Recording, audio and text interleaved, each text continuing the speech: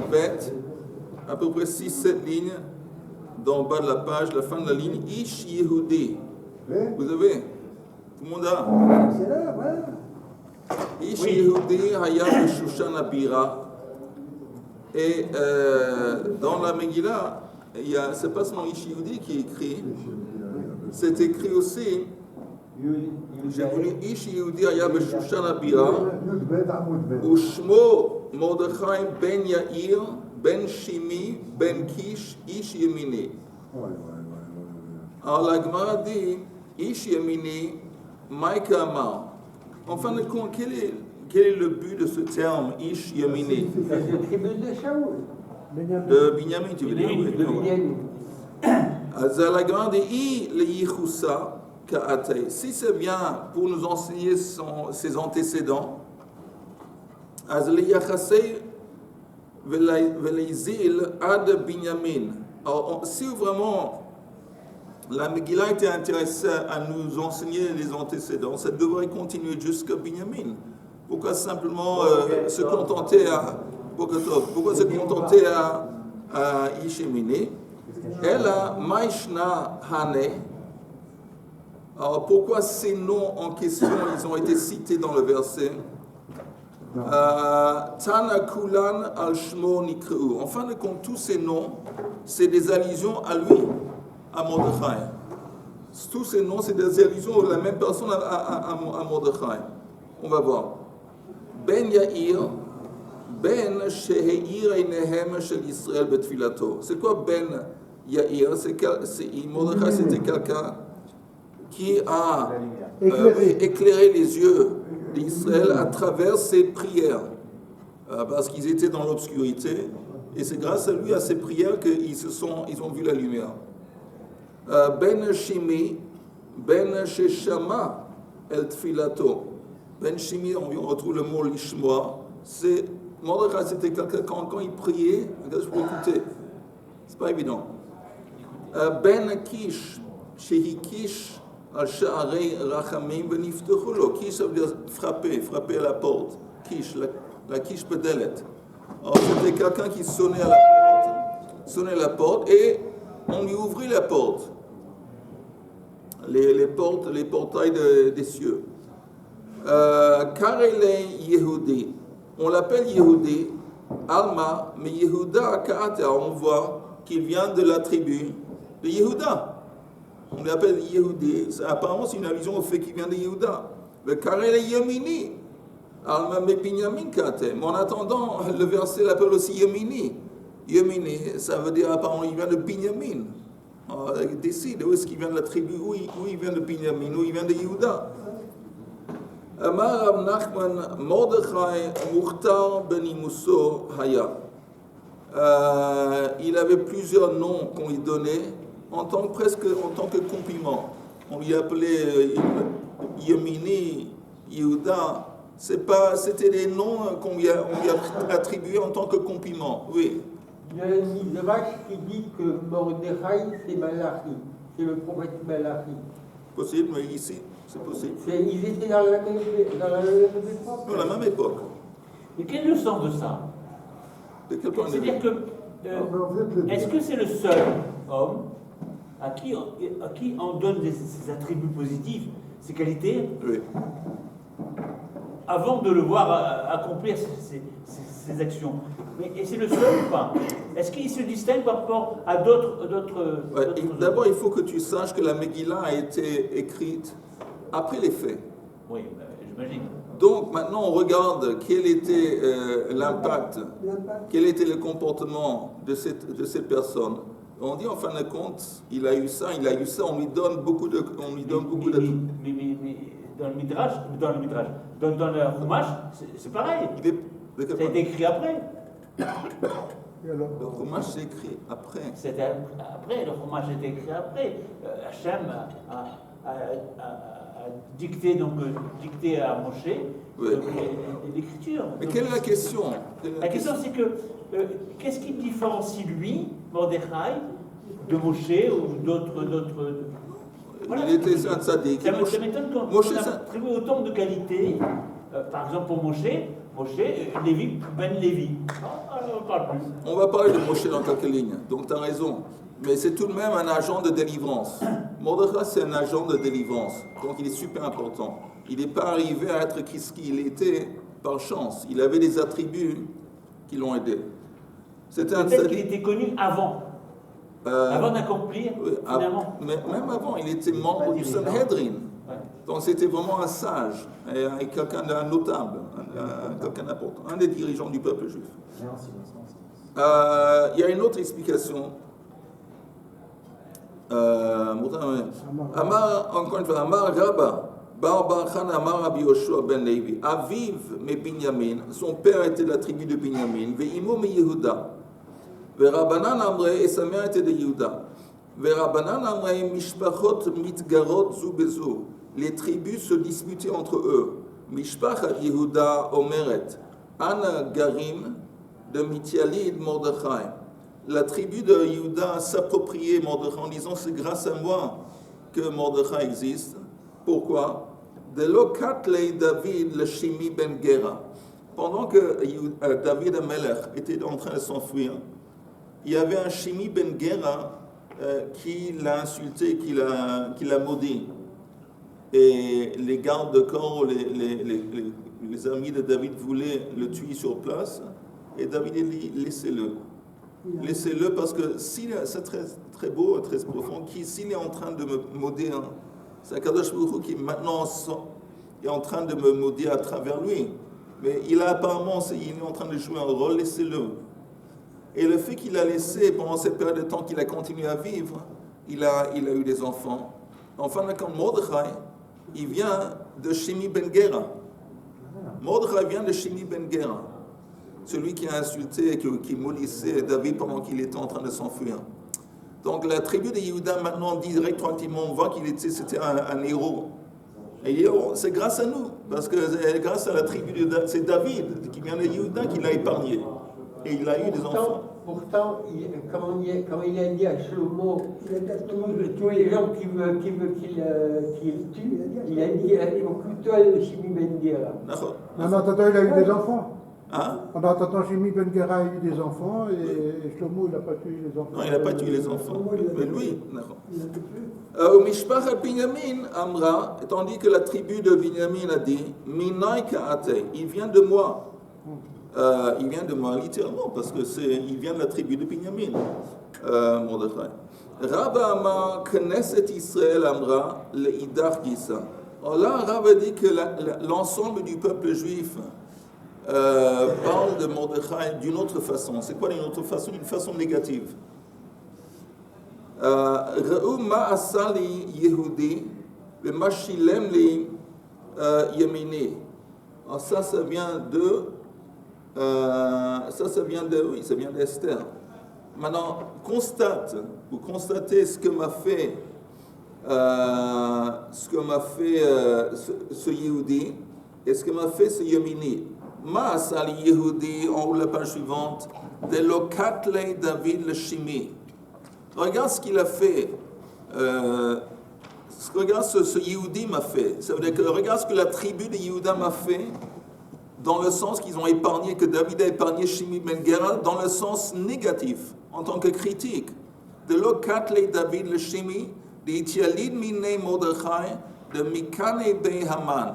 Et c'est Mordechai qui a affronté Haman, qui a refusé de provoquer Haman, exactement. Qui a provoqué Haman. Donc ils sont en train de se plaindre. Ils sont en train de dire ce type, il nous a fait énormément de bayottes. Et c'est à cause de Yehuda. À cause de David qui a épargné Shimi ben Gera. C'est une critique. Le Mashilem li Yemini. Et qu'est-ce qui m'a payé ou qu'est-ce qui m'a fait la tribu de Binyamin? De l'Okatlei Shaoul le Agag. Que Shaoul, le roi Shaoul n'a pas tué le roi Agag de Amalek. De Itialid minei Haman. De Metsaer l'Israël. En fin de compte, tous nos problèmes qui ont été créés par Haman. Et Haman, il est un descendant de Agag. Et que Shaoul, de la tribu de Binyamin, ne l'a pas tué sur le coup. S'il l'aurait tué sur le coup, il l'a pris prisonnier.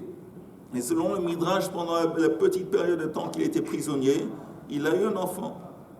Il était avec une femme, et puis après, Et tout ça, Haman, il vient de ça. Donc là, c'est une critique de la tribu de Binyamin, une critique de la tribu de Yehuda. Ok?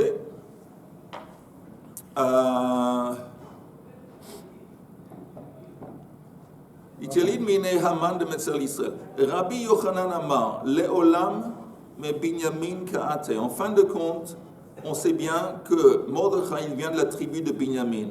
Et si c'est comme ça, Ve'amai Kari le Yehudi. Alors pourquoi on l'appelle un Yehudi? Al-Shum Shekafar Ba'avodah Zara. Parce qu'il a nié, comment on dit report en français? Répudié. Ah, répudié. Répudié, c'est pas mal. Réfuté. Répudié, hein? Non, répudier, c'est répudier une femme. Ok, alors il réfuté. Réfuté. Il a réfuté l'idolâtrie. Chez Kol HaKofer. Il a rejeté encore mieux. C'est mieux. Il a rejeté l'idolâtrie. Chez Kol HaKofer Ba'avodah Zara, Nikra Yehudi. N'importe quelle personne qui rejette l'idolâtrie, on l'appelle Yehudi. Ça veut dire un musulman, ça veut dire Yehudi. Aujourd'hui, pas tellement, mais à l'époque. Pourquoi? Parce que la preuve, on n'appelle pas les Arabes Yehudi. Oui, mais alors. Mais ici, il y a cette idée avant que quelqu'un qui répugne ou qui rejette l'idolâtrie, on l'appelle Yehudi. Kedirtiv Itai Gouvrin Yehudaïn. C'est Daniel qui raconte, il se rappelle, quand j'étais ensemble avec des hommes Yehudin. Et les gens, Michel, Lazare et l'autre, ils n'étaient pas de la tribu des Yehuda. Mais c'était d'Israël. Mais ils ont refusé de se prosterner au Pessel. Et comme ils ont refusé de se prosterner à l'idole, ils les appelaient, avec moi, il y a des juifs. Un juif, ça veut dire quelqu'un qui, par définition, c'est quelqu'un qui rejette l'idolâtrie. Ils étaient juifs. Enfin, Non, encore une fois. Ils n'étaient pas de la tribu de Yehuda, mais enfin, ils étaient. Ils venaient d'une mère juive. Ils étaient des juifs. Okay. On les appelait Yehudim. Et Yehudim, ça veut dire, par définition, ici on nous présente cette idée que Yehudi, c'est quelqu'un, on l'appelle Yehudi s'il rejette l'idolâtrie. Et c'est important pour nous. Non, mais on aura pu dire que, justement, Yémini rejette l'idolâtrie parce que c'est le seul Benjamin, c'est le seul qui ne s'est pas prosterné devant Esav. Attends une seconde, c'est vrai ce que tu dis, mais Esav il ne s'est pas présenté à ce moment-là en tant qu'idole. Mais quoi que ce soit pour nous, il y a des répercussions. Pour nous, c'est insensé parce que nous, quelle est l'idolâtrie aujourd'hui qui existe et qui est prévalente dans le monde aujourd'hui? C'est moi, Annie. Ah bon? Alors, il faut le savoir, on vit dans une société où, en fin de compte, c'est l'homme qu'on a mis, tout c'est basé sur l'homme. Alors, il faut être conscient de ça, il faut rejeter cet esprit et cette façon de voir les choses. Si on fait ça, on a le droit de s'appeler Yehudi. Rabbi Shimon ben Pazi, qui hava patach b'divrei yamim. Quand Rabbi Shimon ben Pazi, il a entamé une lecture ou un limoud de divrei hayamim, Amar il disait ainsi: Kol dvarecha echadhem ve'anu yodin ledorshan. Toutes tes paroles sont une et on sait comment les expliquer. On va voir qu'est-ce que ça veut dire, toutes tes paroles sont une. C'est écrit dans Divrei Yamim, Ve'ishto, en fin de compte, ce verset parle de Batia. Batia, la fille de Paro. C'est écrit Ve'ishto ha-Yehudia, Yalda et Yered avi Gedor, Ve'et Chever avi Socho, Ve'et Yekutiel avi Zanoach, Ve'ele benei Batia bat Paro, Asher lakach Mered. Et ça, c'est les fils de la fille de Paro, Batia, que Mered, un certain Mered a pris en tant que femme.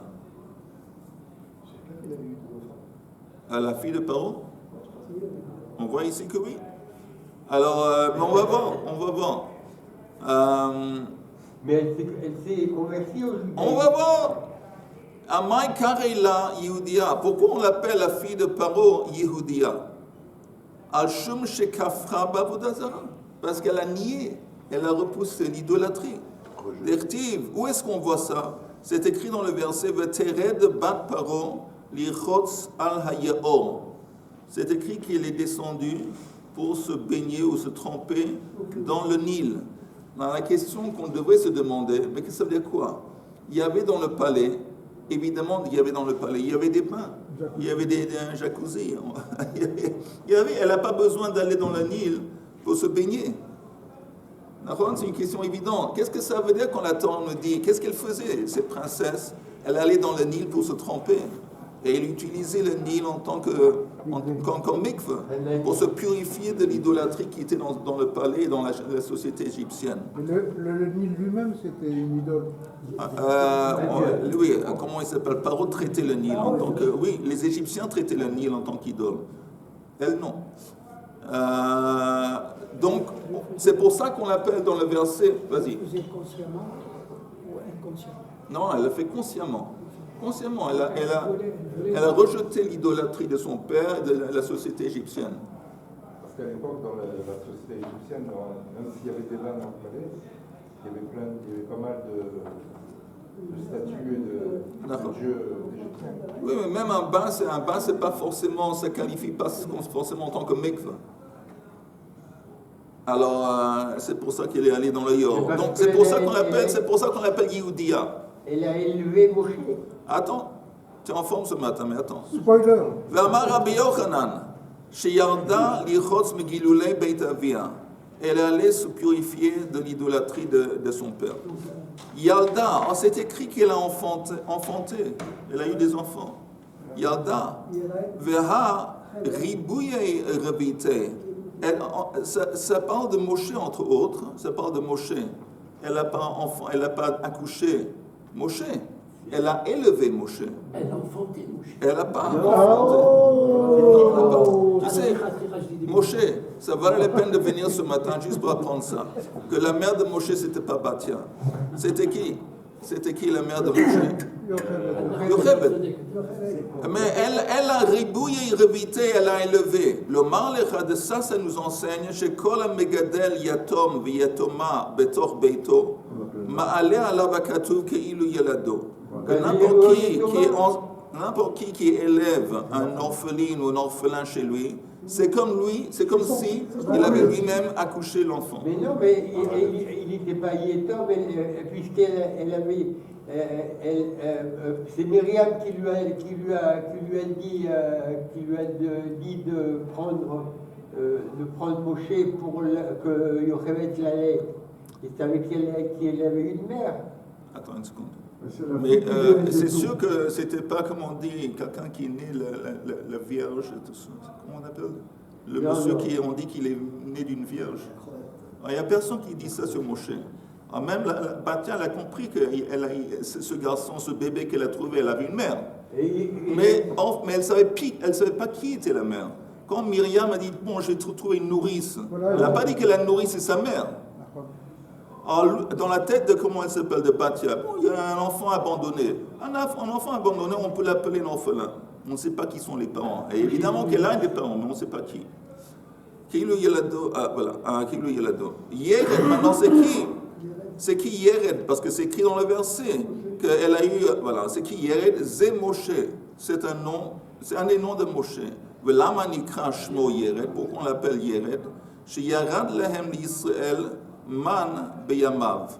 Parce que c'est dans le mérite de Moshe que le man est descendu dans le désert pour Am Israël. Attends, mais il y a combien de temps entre Batia et la manne qui beaucoup de temps. 80, beaucoup de temps, mais 80. encore une fois, on parle d'un texte qui est dans Divrei Yamim. Ouais, Donc, dans Divrei Yamim, celui qui a écrit Divrei Yamim, il regarde ce qui s'est passé rétroactivement. Non, mais Il dit, bon, en fin de compte, il s'avère. Il faut relier ça avec Batia. Non, je ne pense pas que Batia a appelé Moshe Yered. Mais Divrei Yamim l'appelle Moshe Yered, à cause de son impact sur Israël plus tard.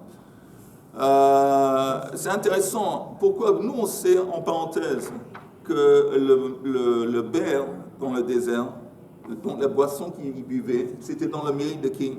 Myriam. Myriam. Entre parenthèses, pourquoi Dafka Dafka, le Ber, c'était à cause du mérite de Myriam.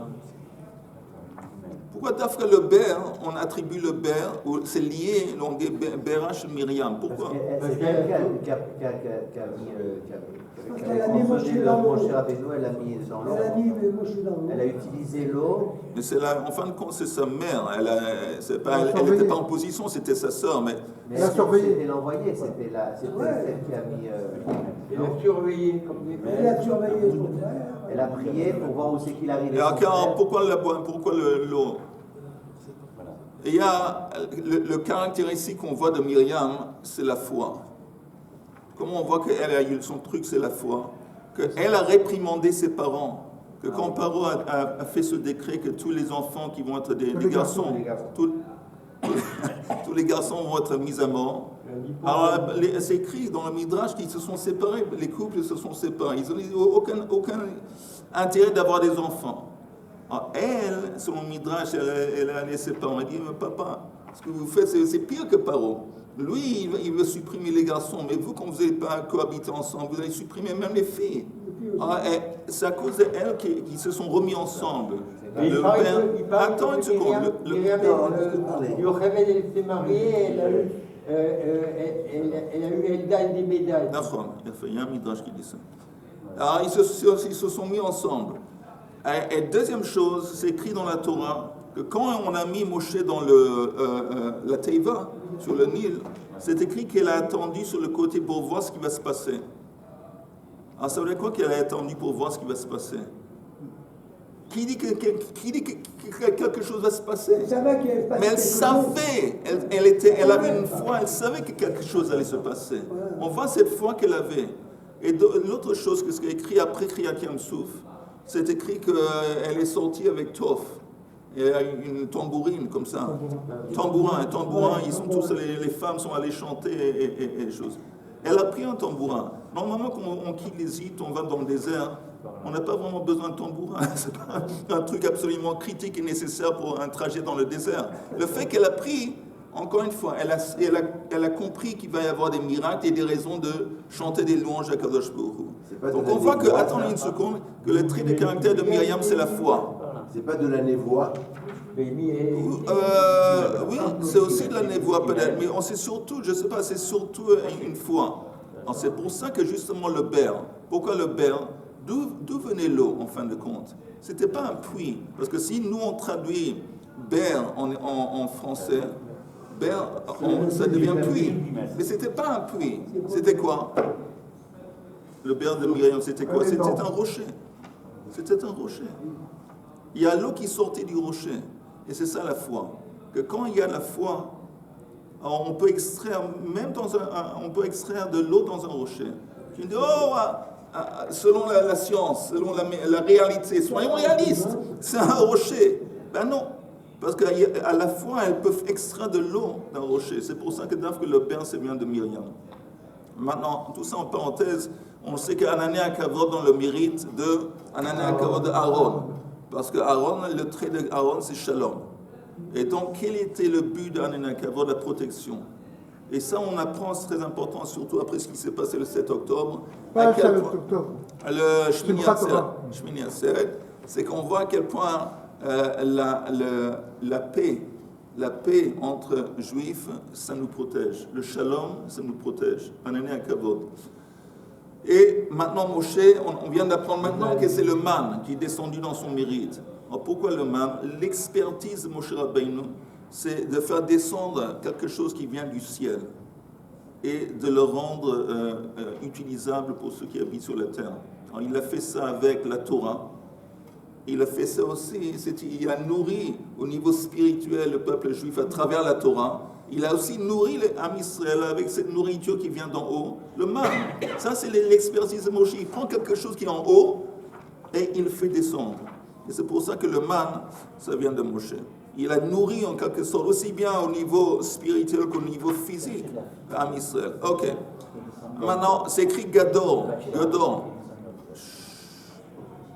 Gador, c'est quoi Gador? Chez Gadar Pirtsotehen shel Israël. Il a rempli les brèches d'Israël, ça veut dire il les a empêchés de faire des fautes et de pécher, de transgresser. Chaver, c'est quoi Chaver? Chez Chiber et Israël, la Bihen Shebeshamayim. C'est Moshe qui est arrivé à relier Am Israël avec leur père qui est dans les cieux. Socho, c'est quoi le nom Socho? Chez Nasalem, l'Israël, Suka. Car Kadosh Baruch Hu, peut-être c'est Moshe Rabbeinu, il est devenu pour Am Israël comme une Souka. L'idée de Souka, c'est protection. Le sarf. Pardon? C'est le sarf de... Oui, que ça protège, c'est bien protégé. Yekutiel, aussi un nom qu'on donne, on attribue à Moshe, chez Kivu Israël, lequel Beyamav. Yekutiel, ça vient dans le mot Yekutiel, on voit kavé espérer l'espérance, et quel que Am Israël ont espéré, ont eu la foi grâce à encore une fois Moshe. Zanoar, c'est quoi Zanoar? Zanoar, c'est faire tomber. Chez Hezniach avonotehen shel Israël. Il a fait tomber les transgressions d'Am Israël, Moshe. Dans ce verset qui parle des enfants, maintenant on vient de voir, selon les sages, que tous ces noms, ça fait allusion à une personne. Seulement une personne, Moshe Rabbeinu. Et comme on a vu avec Mordechai, c'est des termes différents qui expriment des qualités différentes de Moshe Rabbeinu. Il a écrit V, il a quand même rajouté Vele Bene Batia. Pardon. Lui, ils auraient pu donner la liste des enfants et pas dire après un pluriel Bene Batia. C'est vrai. Mais je vais te dire quelque chose. C'est possible aussi qu'il y ait un pshat. Nous, on voit la dracha de ce verset. C'est possible que le pshat, il est différent. Qu'elle a eu des enfants.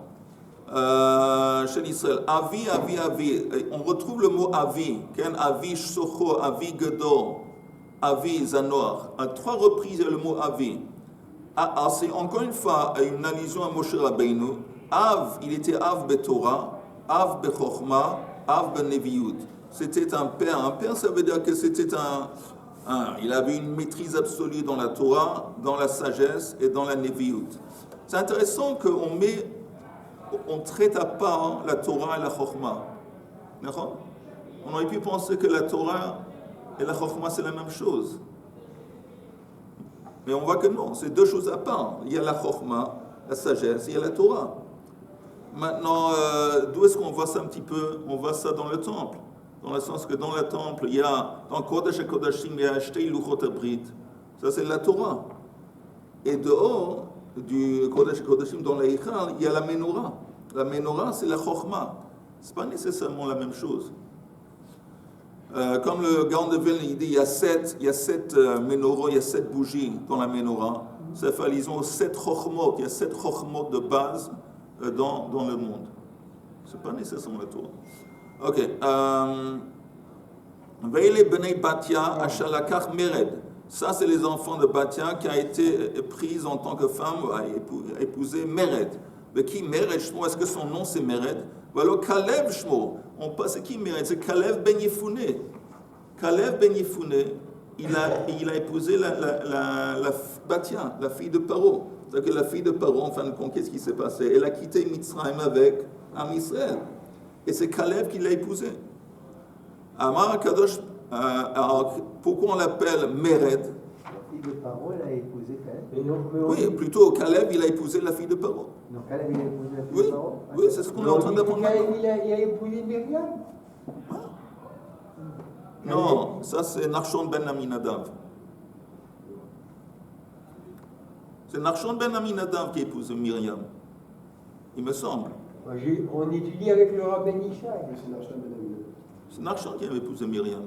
Et c'est Caleb, on vient d'apprendre ici, qui a épousé la fille de Paro. Ve'alo Caleb Shmo, Amar Kadosh Baruch Hu, Yavo Caleb, shemarad be'itzat meraglim, ve'yisag bat Paro shemarda begilulei beit avia. Il dit que c'est un zivug min hashamayim, comment il s'appelle? Que Caleb, qui s'est rebellé contre le complot des explorateurs, c'est apte que lui, il va épouser Batia qui s'est rebellé contre l'idolâtrie de son père. Donc les deux, c'est des rebelles. Donc c'est bien que les deux rebelles, ils vont se marier ensemble. Ça veut dire qu'elle est partie avec eux. Oui, c'est ce que j'ai dit. Ça veut dire aussi qu'en fait, Comment elle s'appelait la fille de Pharaon? Batia. Bitia. Ça veut dire aussi que les explorateurs se considéraient un peu comme Avodazara. On compare. Oui. Alors, Yehuda vient de dire, comme toujours, quelque chose d'intéressant. Il dit que bon, ça veut dire que les explorateurs sont considérés comme l'Avodazara. Comment est-ce qu'on peut dire que les explorateurs c'est l'Avodazara? Il était d'accord pour les envoyer. Il n'était pas contre. Non, mais comment est-ce qu'on peut considérer que les explorateurs qui sont allés explorer la Terre, comment est-ce qu'on peut attribuer de l'idolâtrie à ces gens? Ils ont manqué d'exemple. Ils ont mis du mal. C'est quoi l'idolâtrie? C'est attacher une importance absolue à quelque chose à part à Kadosh Baruch Hu. C'est ça l'idolâtrie. Alors quand eux, ils sont retournés, ils ont dit, on ne peut pas entrer parce que eux, ils sont trop costauds, eux, ils sont trop forts. Ça veut dire que tu attaches une importance, tu penses que eux, ils sont plus forts qu'Akadosh Baruch Hu. Ils ont même dit Chazak Mimen. Chazak Mimen, il a fait mode. Il y a une allusion à ça, qu'ils ont dit qu'ils sont plus forts qu'Akadosh Baruch Hu. Ça, c'est l'idolâtrie. Ok. Maintenant, c'est écrit dans la Megillah en parlant de Mordechai, Asher Huglam Yerushalayim, qui a été exilé de Yerushalayim. Amar Shegala Me'atzmo. Ça veut dire que lui-même, il s'est exilé. C'est pas que on lui a foutu à la porte dans l'exil, c'est que lui-même, consciemment, volontairement, il a décidé d'accompagner les Juifs qui sont sortis en exil. Vayahi Omen et Hadassah. Omen. Il a élevé Hadassah, qui apparemment était orpheline. Karela Hadassah, ve Karela Esther. Il y a des fois qu'on l'appelle Hadassah, il y a des fois qu'on l'appelle Esther. Tanya, Rabbi Meir Omer, Esther Shema. Son vrai nom c'est Esther. Velama nikra Shema Hadassah. Alors, si c'est comme ça, pourquoi on l'appelle Hadassah? Al-Shem Tzadikim. C'est parce que les Tzadikim sont appelés Hadassah. Shnikru Hadassim. Vechenu Omer Vehu Omed Beina Hadassim. Il y a un verset qui dit qu'ils se trouvent parmi les Hadassim. Je ne sais pas pourquoi. Les Hadassim, on les appelle. D'abord, on sait qu'ils ont une bonne odeur. Et donc, un sadique, à travers son comportement et ses actions, il a une bonne odeur. Je ne sais pas exactement pourquoi. Les trocs, c'est mieux. Les trocs, c'est mieux. C'est vrai, parce que ça a une bonne odeur et aussi ça a un bon temps. C'est intéressant que le premier hôpital de Jérusalem a été appelé Hadassah. Parce que parce que ça a été fondé, il me semble, par les femmes de Hadassah. Ils ont collecté beaucoup d'argent pour finir. Rabbi Yehuda Omer, Hadassah Shema. Il dit non, son vrai nom c'était Hadassah. Velama nikret Shema Esther. Alors pourquoi on l'appelait Esther? Al-Shem Sha'ita Masteret Dvarer. Esther, ça vient du mot caché. Elle cachait ses paroles. Ça veut dire quoi? Shneemar Ein Esther Magedet et Ama. Elle a refusé, quand elle était dans le palais avec Achashverosh, de dévoiler son identité. De dire qu'elle était, en fin de compte, elle faisait partie du peuple juif. Rabbi Nechemia Omer Hadassah Shema, Velama Nikret Esther, Shayu Mota Olam Korinota, Al-Shum Istahar. Pourquoi on l'appelle Esther? Parce que c'est vient du mot apparemment en araméen, Istahar. Istahar, c'est la lune. Et elle était belle comme la lune. Et donc les Goïs l'appelaient la lune. Et donc c'est à cause de ça qu'on l'appelle Esther. C'est important pour nous. Pourquoi c'est important pour nous? Parce qu'à Israël, d'une façon générale, on est comparé à la lune. Pourquoi on est comparé à la lune? Et pourquoi Esther? Si les Goïs l'ont appelé un nom qui est bête, qui n'a aucun rapport, on n'aurait pas appelé par ce nom simplement parce que les Goïs l'ont appelé comme ça. Il y a dans ce nom quelque chose qui est vrai, qui reflète la vraie nature d'Esther. Qu'est-ce qui est important dans la lune? Ça éclaire dans l'obscurité, et la lumière de la lune ne vient pas de elle, ça vient du soleil. Alors, nous, en tant qu'âme Israël, on a plus ou moins le même rôle. On est censé d'éclairer. C'est écrit dans la Torah, vous allez être nombreux comme les étoiles. Or les Goïm, on est censé d'éclairer dans le monde, en sachant que notre lumière, ça ne vient pas de nous, ça vient de Akadosh Baruch Hu, la Torah qui nous a donné. Et elle, sa lumière est venue de qui? C'est venu de Mordechai. C'est Mordechai qui l'a guidé et qui lui a dit de quoi faire. על שום אסתר, בן עזאי אומר, אסתר לא ארוכה ולא קצרה הייתה. Elle n'était pas très haute et pas très petite. Elle était de taille moyenne. אלא בינונית כהדסה, comme une hadassa. Je ne sais pas, apparemment les hadassim, ils sont moyens. Rabbi Yoshua ben Kocha Amar, Esther Yiragroket Haïta. Elle était verte. Elle avait une complexion, elle était un peu verte, pas très excitant. Avec Chut shel Chesed Mashuch alea. Mais elle avait un charme, un Chut shel Chesed, qui faisait en sorte que même les gens qui la regardaient étaient tous pris par sa beauté. C'était pas une beauté normale. C'était pas comme on dit une beauté les concours de beauté qu'on a laissé femmes, c'est pas du tout. Mais elle avait un charme inouï et tout le monde était pris par sa beauté. En dépit du fait que c'est Chut shel Chesed. Par son charme. Par son charme. Ki ein na'av ve'em. Ubamot avia ve'imai. Dans le verset qui parle d'Esther, c'est écrit qu'elle n'a pas de père, elle n'a pas de mère, et quand son père est mort, quand sa mère est morte, on m'a dit pourquoi on répète le fait que son père est mort, sa mère est morte. Tu m'as dit déjà, elle n'a pas de père, elle n'a pas de mère. Je comprends que c'est une orpheline, c'est en quelque sorte une répétition. L'amalé. Amar Rav Acha, Ibarta Metavia. Le moment que sa mère est devenue enceinte, son père est décédé. Yeladata, le moment qu'elle a été accouchée, sa mère est morte. Donc elle n'a jamais connu ni son père ni sa mère. Pourquoi c'est intéressant? Pas seulement au niveau technique, que ça c'est la raison pour laquelle elle a été élevée par Mordechai. Elle n'a pas l'équipe d'Aver.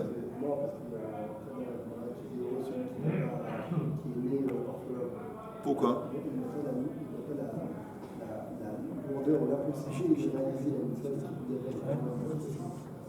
Manienne. Mais. Attends, juste une seconde. On peut faire le parallèle avec le Rachel qui est morte en accouchant de Benjamin. Ben oui, elle est morte, mais elle n'était pas orpheline. Ah non. D'accord. Mais pourquoi Esther elle était comme ça? Parce qu'on dit sur le Baal Shem Tov, le Havdil, le Baal Shem Tov était orphelin. Et il y a un truc avec un orphelin, qu'est-ce qu'il a? Comme il n'a pas de père et de mère, il regarde Akadosh Baruch Hu en tant que son père. Il se tourne, il a plus tendance à traiter Akadosh Baruch Hu en tant que son père et sa mère. Okay? Et le père, en fin de compte, c'est le Havdil, je ne veux pas dire quelque chose qui comme profane, mais c'est en quelque sorte une représentation pour l'enfant. Le père, c'est une représentation d'Akadosh Baruch Hu. Souvent, les relations qu'un enfant va avoir avec les Mouna, Akadosh Baruch Hu, ça va être le résultat des relations qu'il a eues et comment il a conçu son père. Comment il a conçu son père, quelle relation il a eu son père, ça va beaucoup impacter sur la façon qu'ils vont concevoir Akadosh Baruch Hu. Et donc, si elle était orpheline, ça veut dire qu'elle était c'est une des raisons qu'elle était très spirituelle. On voit aussi que Kavet et Avia avaient été une erreur, c'est peut-être ça chez la mitzvot ben la rencontre. Nachon. Mais un orphelin de père et de mère, il n'y a rien de plus horrible. Parce que ce qui fait donc, l'élévation, le développement d'un enfant, c'est l'amour d'une mère et d'un père. Alors d'abord, c'est les caresses, les baisers d'un. Attends, elle a été élevée, et selon une opinion, on va voir bien de suite, elle a épousé Mordechai. Mais bon, plus tard. Non, mais il n'a pas pris, je ne sais pas à partir de quel âge il a élevé, mais quand on dit qu'il a élevé, il lui a donné beaucoup d'amour. C'est pas la même chose. Je ne sais pas si on peut dire qu'il n'y a rien de plus horrible non plus. Il y a peut-être des choses plus horribles. C'est plus horrible d'avoir des parents qui sont terribles et des monstres. C'est plus terrible d'avoir des parents qui sont des monstres que d'avoir pas. C'est pas sûr. De toute façon, c'est écrit Uvemot avia ve'ima le kacha Mordechai lo lebat. Quand son père et sa mère étaient mortes, il a pris en tant que bat, en tant que fille. Mordechai a pris Esther en tant que fille. Les bat, c'est écrit dans le verset. Tana, Meshum Rabbi Meir, al tikre les bat, elle est le bait. Ne lis pas bat, qui veut dire fille, plutôt lis bait, épouse. Bait, ça veut dire maison. En parenthèse, encore une fois, pourquoi le mot épouse et bait? Quel est le rapport avec épouse et une femme et la maison? Dans la Kabbale, la femme est comparée à une sphère qui s'appelle Malchut. Malchut, c'est une sphère en bas. La Malchut, c'est la manifestation d'une énergie spirituelle. Il y a Chokhmah, Bina, Vedat, Tiferet, Chesed, tout ça. Bon, tout ça, c'était une des énergies qui descendent. Mais en fin de compte, le récipient, c'est la Malchut, c'est la femme, c'est un truc féminin. Qu'est-ce qu'est la nature féminine?